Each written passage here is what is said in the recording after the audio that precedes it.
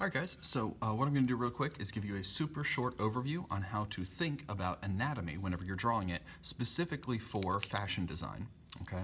Now, whenever it comes to fashion design, I'm making a form, an anatomical form, to kind of draw my dress or my garment on top of. So it doesn't have to be hyper realistic.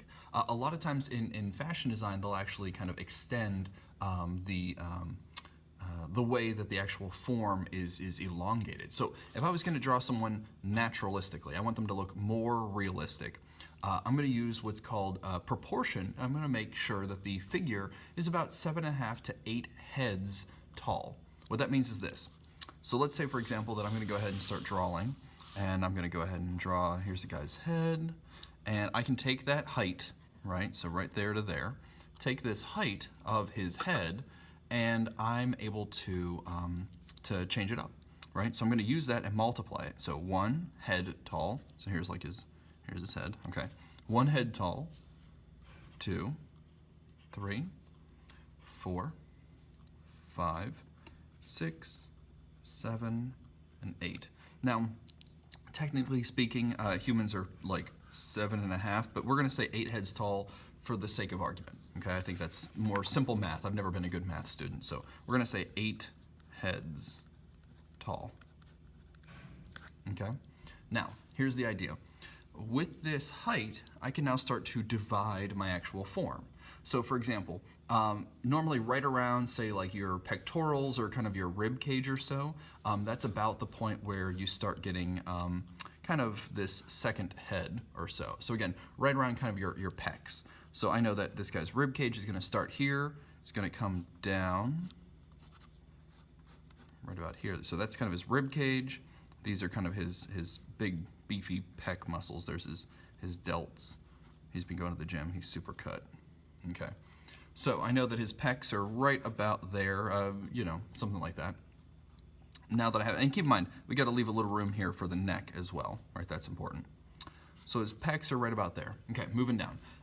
The third head down is about where like his belly button is. That's about that range.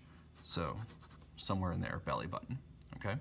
Then we come down, the next head is gonna be basically where like his crotch is. So this is all of his like his hip bones and you know, all that. So his hip bones kind of connect up into there, and his legs are gonna pop out from that region. Then we can keep jumping down.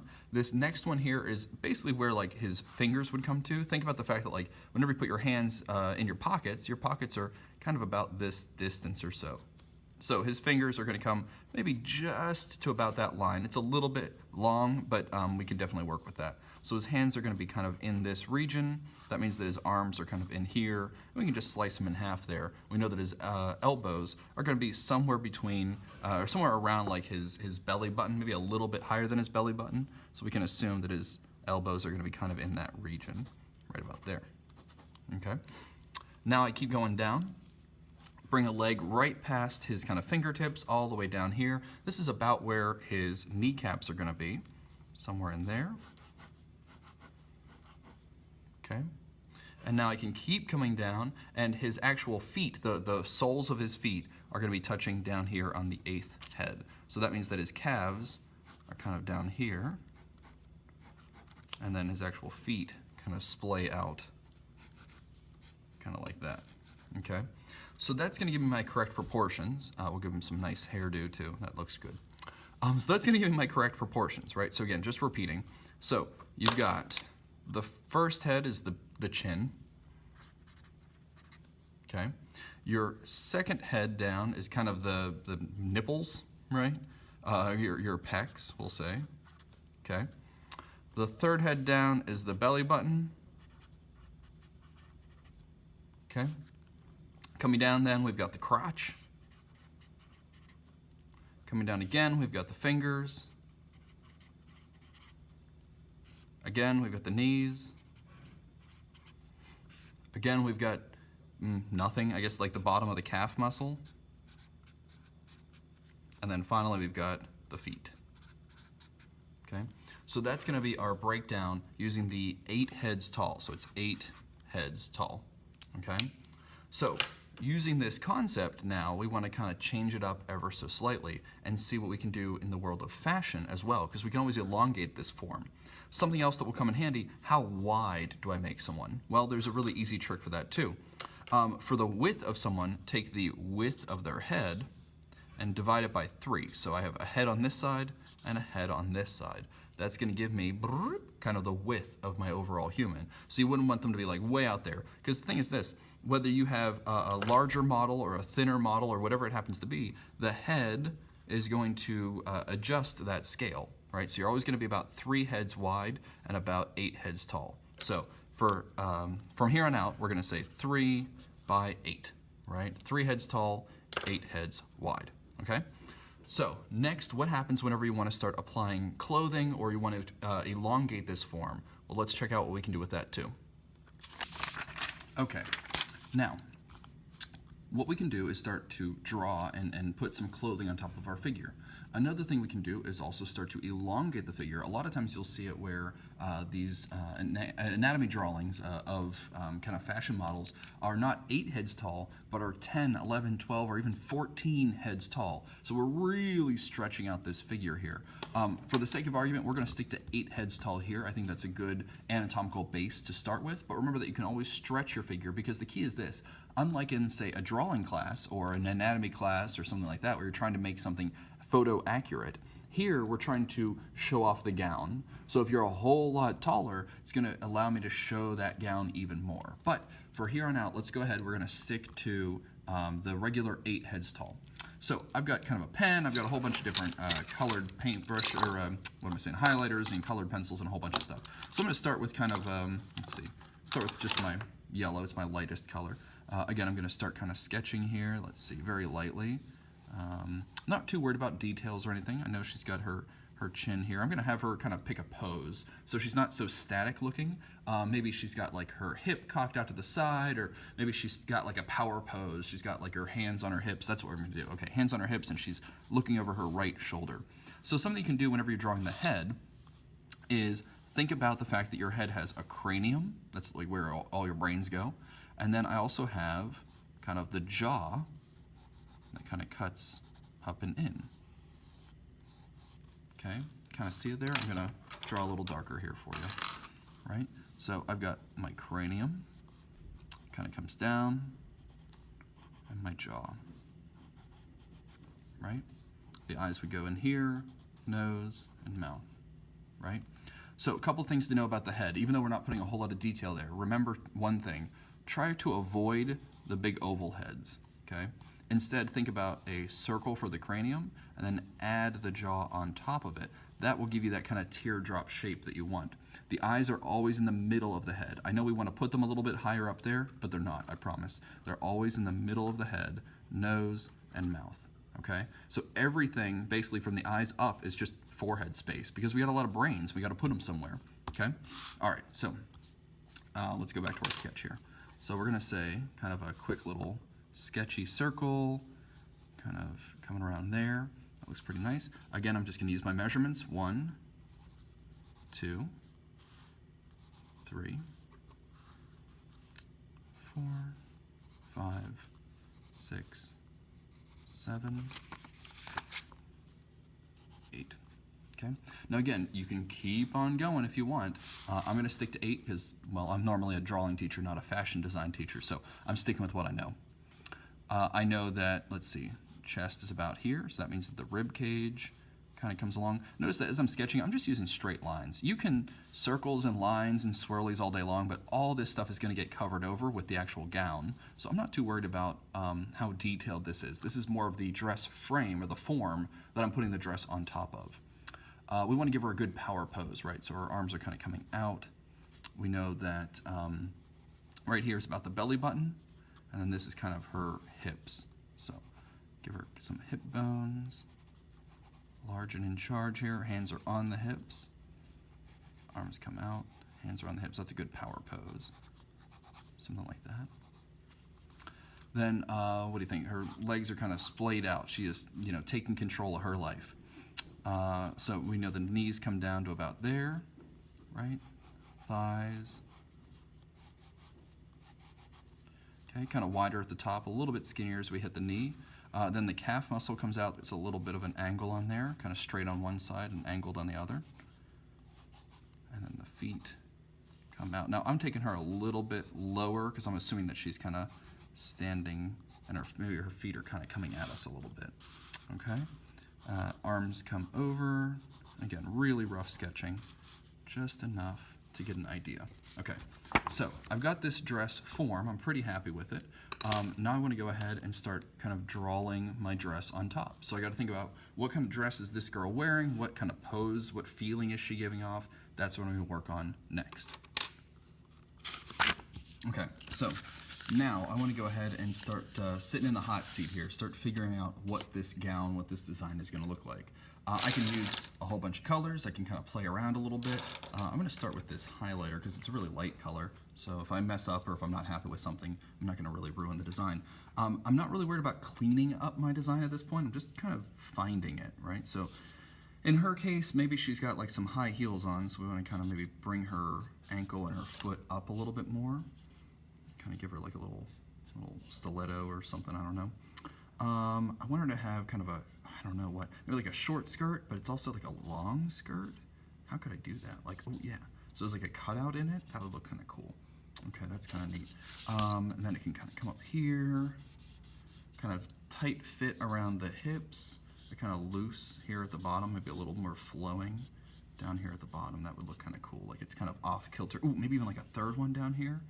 Oh, like a big zigzag. Okay, now I've got something going. All right, so she's got this whole like futuristic thing going on. Maybe she's got like some sci-fi like visor. She's like woman of the future. She's in charge. What do you think? Like a kind of like a natural cut, but her hair. Ooh, okay, we're gonna turn her face looking over this direction here. Her hair is kind of going back, like she's like some kind of race car driver or something. And then she's got this big visor over top of her. Okay. So she's got her breasts here. We're gonna say that the garment is tight fitting, but if it's loose down here, I wanna make it tight up top. I wanna kind of balance those two things out. So loose on the bottom, tighter up top.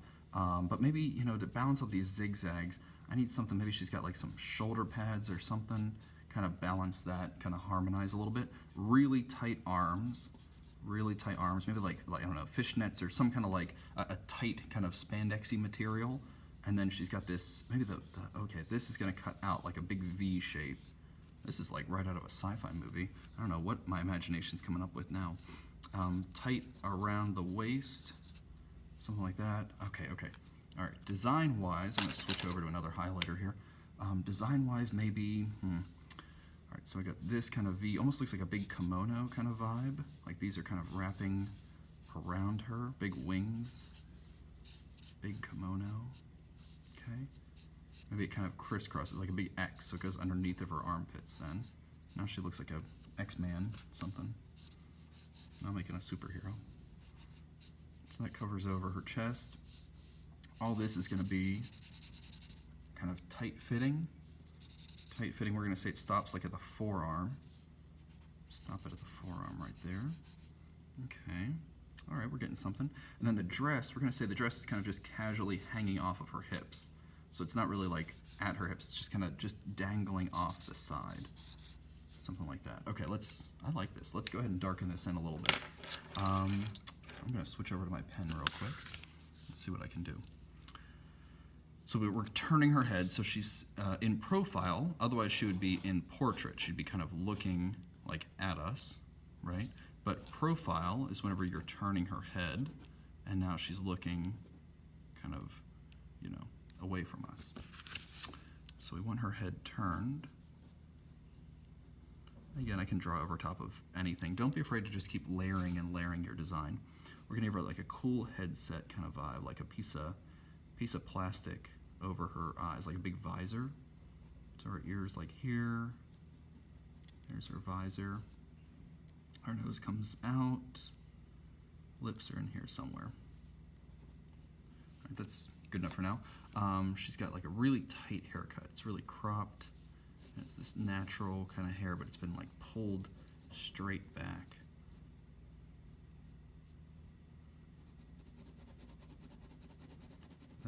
That kind of fits for my model. Okay. lips, she's really tough. Okay, neck comes down into like her collarbone. Okay. All right, so then we got this whole X-Man kind of big power shoulder kimono thing going on. And it kind of wraps up. We're gonna say this one goes on top. Kind of wraps around her side. Something like that. Her arms just kind of, maybe she's wearing like, I don't know, some kind of spandex or something underneath of it.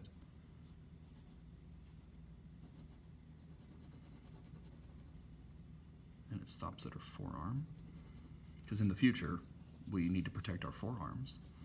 This kind of wraps around, give her like kind of a butterfly wing look.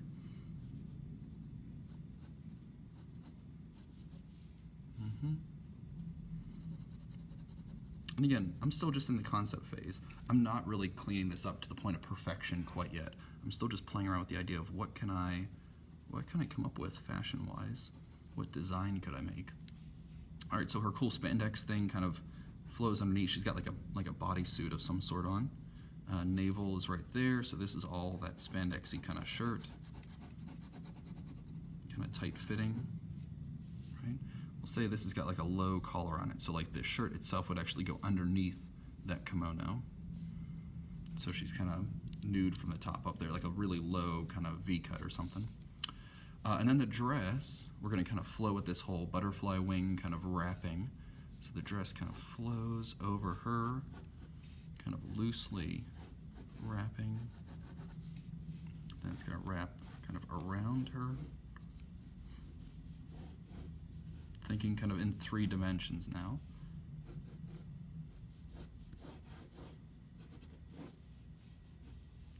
Maybe it flows, and there's our third kind of wrapping on her.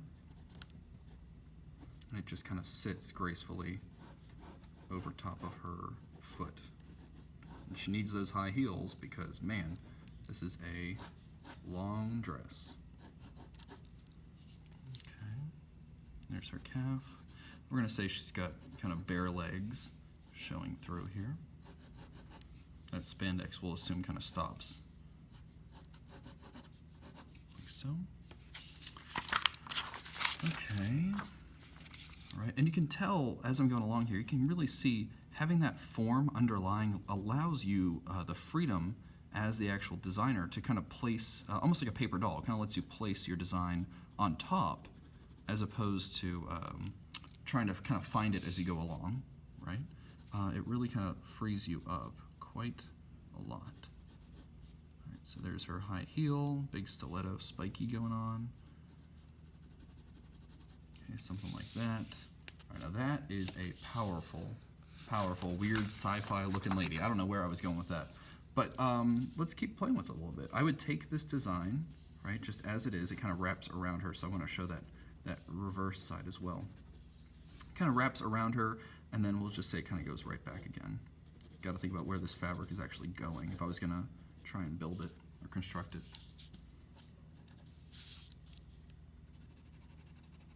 Okay. All right, so I think that is a pretty tough looking lady. I'm going to take this design and I'm going to work on kind of cleaning it up. I'm going to start thinking about textiles. What kind of colors do I want? In my case, I'm going to go with kind of a black and a white, but I want her headset here. I want this to be like red cellophane, like really harsh red. And then I'm also thinking like, what if she had like some red power stripes here? Like she's a, you know, general and she's got stripes on her. Maybe like one there, like a red stripe every so often, just to kind of fill that out a little bit, you know? There's a lot of different cool directions that you can take this as far as the designing element of your actual garment, right? So, excuse me, keep playing around, think about what kind of textiles, what colors, and make a clean version of this design. This is our rough draft. But you can go through and take this and start to clean it up a little bit. Even if, you know, maybe you trace a little bit, you can often see kind of right through your design here. Take it to a light table, or you can always put it, you know, in front of a window and kind of see through it that way. But really, if you understand the idea of making a character that is 8 heads tall and 3 heads wide, you're going to be able to very quickly come up with something that, you know, feels much more realistic than our original drawing here, right? So the big name of the game if you understand 3 by 8, if you understand where the anatomy of your character goes, then you can kind of bend them almost like an action figure, or like a doll or something. It can bend an arm up. So like for my guy here, if I wanted his arm, say like our character has her arms on her hips, right? If I wanted his hand on his hip, what I'm going to do is draw it straight first. Then I'm going to kind of swing this elbow up. And then I'm going to take this little measurement right here and bend it inwards. See how I did that? It kind of swings on a pivot. Okay? If I wanted to pull like his leg up, right? I'd think about the kneecap, think about the hip. I can swing that knee out. Oops. And then pull that knee back down. So now his foot would be raised up.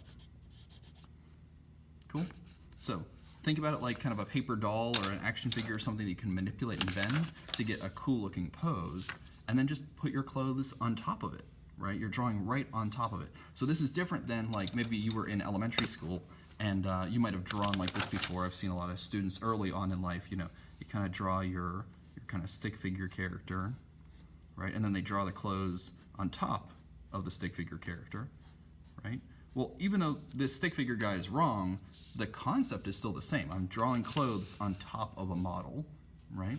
So that is a super short overview on anatomical drawing. And remember, it's 3 heads wide, 8 heads tall to be correct, proper anatomy, but you can also switch it up and do 10 heads tall if you wanted to really elongate your figure and give them more of that kind of French style of elongation.